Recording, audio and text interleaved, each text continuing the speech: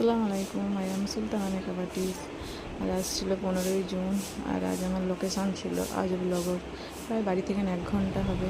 প্রায় ছিল একটু রিলেটিভের মধ্যে, তাই সবাইকে নিয়ে যেতে বলেছিল অনেক করে, তাই দুটো ছেলেকে নিয়ে হাজব্যান্ডকে নিয়ে সকাল সকাল বেরিয়ে পড়লাম। ব্রাইড সাজবে, কিছু পার্টি মেকআপও আছে।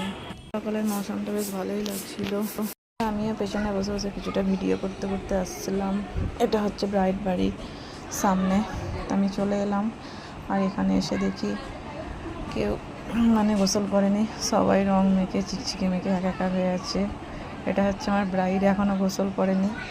ছোট্ট পুচকুটা কি আর করবে, খেলা করছিল, আর আমি একটু ভিডিও বানিয়ে নিচ্ছি। ব্রাইডের বিফোরের আর কোনো ভিডিও নিতে পারিনি, এই একটা পিকই নিয়েছিলাম। একেবারে তোমাদের সামনে ফাইনাল লুকটা দেখাবো, তো তোমরা কমেন্টে জানিও এই লুকটি কেমন হয়েছে।